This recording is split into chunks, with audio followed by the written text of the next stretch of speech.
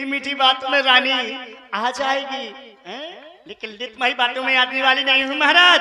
नहीं, तुम मीठी बातों में ना आना, तुम बिल्कुल कठोर बातों में आना। अच्छा, चिकनी चुपड़ी बातें करके, ध्यान से सुनना। हाँ, चिकनी चुपड़ी बातें करके मुझ अवला को ना बहकाओ। यदि सच्चे हो रघुवंशी तो सौगंध राम की खा जाओ,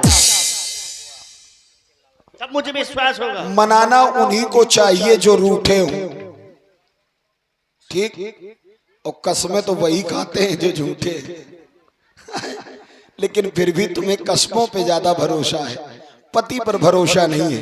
हम तुम्हारे विश्वास को डगमगाने नहीं देंगे महारानी। ये आकाश के तारे पृथ्वी पर बिखर जाएं, पृथ्वी के जीव पहाड़ों में मगर जाए, माणिक समुद्र में हो, अंबर में बिखर जाए, हम वो नहीं जो अपनी बात से मुकर जाए। परमात्मा गवाह है, अनुचित नहीं होगा। ये रघुकुल नरेश निज वाक्यों से कभी विचलित नहीं होगा। सौगंध सहे सुन लो, ये मेरा कथन है, साक्षी है ये आकाश, ये धरती और पवन है, मध्यस्थ मेरी बात का यह राजभवन है आन पहली बार पाकर उस नाम की ले खाता हूं तेरे सामने। सौगंध मैं अपने राम की, सौगंध मैं अपने राम की, सौगंध मैं अपने राम की।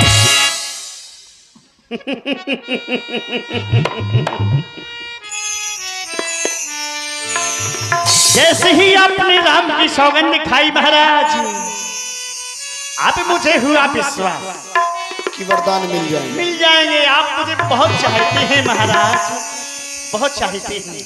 चलो कम से कम विश्वास की डोरी मजबूत तो हो गई।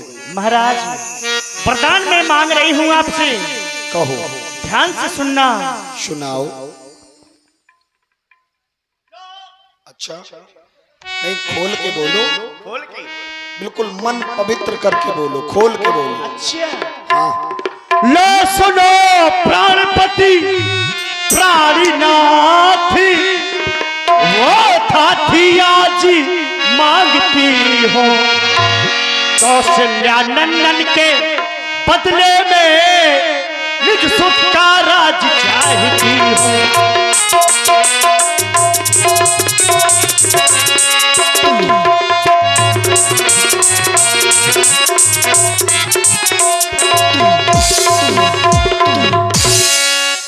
धन्यवाद है, तुमने अपने चरित्र को जिया है महारानी। एक घर में 4 भाई होते हैं, ध्यान देना, जब तक विवाह नहीं होता उस घर में तेरा मेरा शब्द सुनाई नहीं देता, लेकिन जैसे ही 2 भाइयों का विवाह हो जाता है तो तेरा मेरा शुरू हो जाता है। ऐसा क्यों? क्योंकि माया की घड़ियां उनके आसपास चक्कर लगाने लगती हैं। आज तुम्हारे मन मस्तिष्क में ये बात बैठ गई है, निज सुत यानी अपने पुत्र। अपना पुत्र कौन? भरत। मैं राम को राजा बनते नहीं देख सकती, मैं भरत को राजा बनाना चाहती हूँ। अरे ये बात तुमने आकर के हमसे साधारण कही होती, हम मान लेते, इसमें कोप भवन आने की आवश्यकता नहीं थी। हमारे ये राम भरत में कोई अंतर नहीं है। राम भरत दोनों मोई आँखी, ये दोनों मेरे नेत्र हैं। राम भरत दोनों मोई आँखी, सत्य कहूं कर शंकर साखी। इस बात के साक्षी भगवान शंकर है। राम और भरत के लिए दशरथ के जीवन में कोई भेद नहीं है। राम भरत एक ही अनुहारी। फिर विशेषता, विश्व भरण पोषण कर जोई ताकर नाम भरत अस होई। जो विश्व का भरण पोषण कर सकता है वो मेरी अयोध्या का भरण पोषण बड़े आराम से कर सकता है। लेकिन मैं राजा हूं, हमारे कुल की रीत ये नहीं कहती है। मैं बड़ छोट विचार कर करत रहूं नृपनीत। मैं छोटे और बड़े का विचार करके राजा की नीति का पालन कर रहा था। अगर तुम्हें अच्छी नहीं लग रही है कोई बात नहीं, हम अयोध्या का राज भरत को ही देंगे। यह वरदान दिया दिया दिया, स्वीकार कर। महाराज, दूसरा है जो कि प्रण मेरा सुन करके कंपित मत होना। यदि क्षत्रिय नरेश कहलाती हो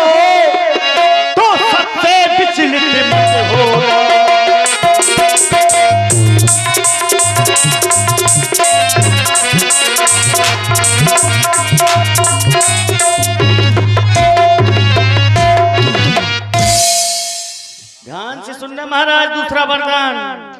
राजा जो राम हो रहा है वो राजा नहीं उदासी हो। कल से ही 14 वर्षों को तपसी बनकर वनवासी हो। तापस वेश विशेष उदासी 14 वर्ष राम।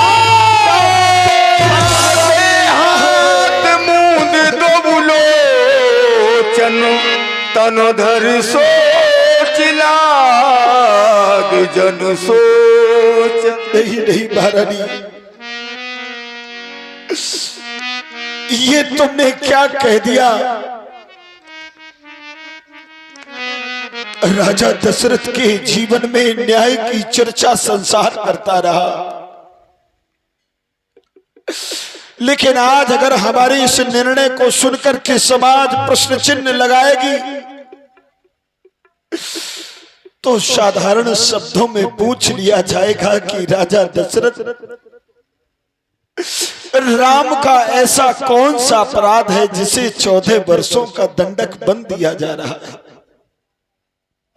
भरत ने ऐसी कौन सी अच्छाई है जिसे अयोध्या का राज दिया जा रहा है? नहीं महारानी, एक पिता को उसके पुत्र समान प्रिय होते हैं, फिर आज उनके बीच में ये फूट की दीवार क्यों खड़ी करना चाहती हो?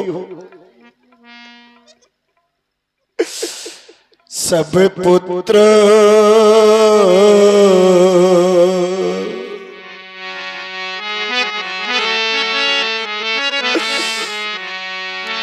सब पुत्र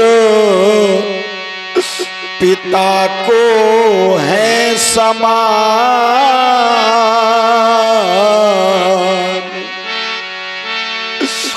तू भी यह बात जानती है।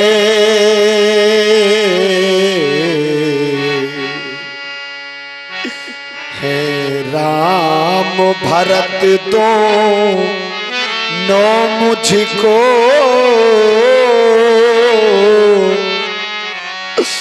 यह त्रिभुवन नायक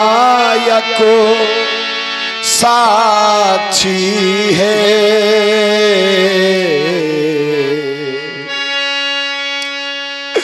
ले लो यह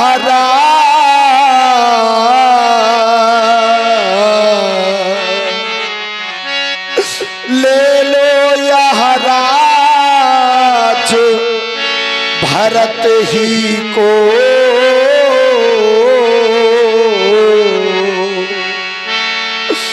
पर और क्रूर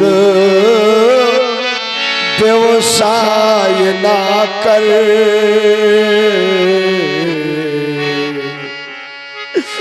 हे राम गौसा दया पात, उस पर इतना अन्याय ना कर।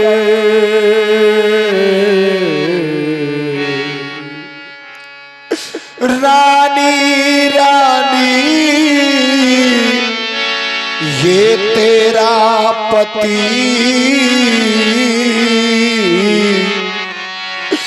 जो तेरा पूज देवता है, इस समय जोड़ कर हाथ तेरे बस इतनी भीख मांगता है।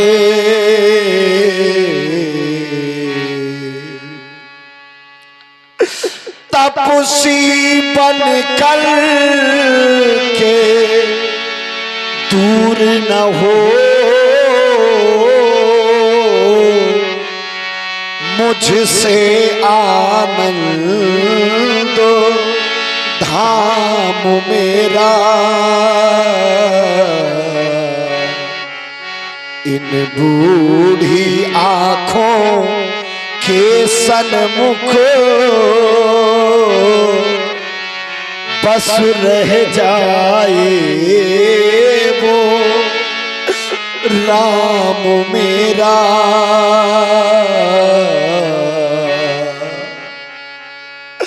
मत करो महारानी, ऐसा मत करो। अगर एक क्षण के लिए भी दशरथ के जीवन से राम अलग हो गया तो इस दशरथ को जीने का कोई अधिकार नहीं है। महाराज नहीं है महारानी, नहीं है।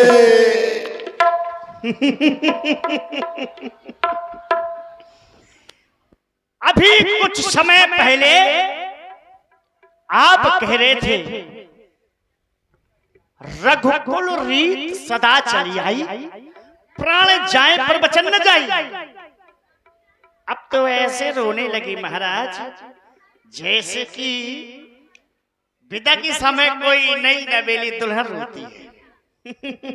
महाराज आपने क्या समझा था कि बरतानों में रानी खाने के लिए चना चबेना मांगेगी? अरे आपको सोच समझ के बोलना चाहिए।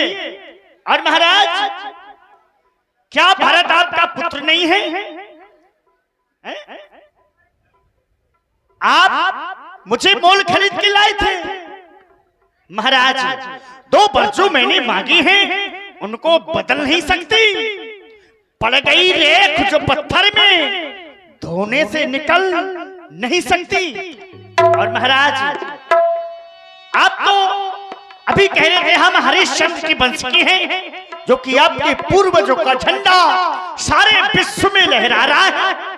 मैं तुमसे हरिश्चंद्र जैसा मरघट का बास न मांग रही, मैं तुमसे शिवदधीज जैसा हड्डी न मांस न मांग रही। मैं मांग रही अपना कर्जा जो देना तुमको वाजिब है।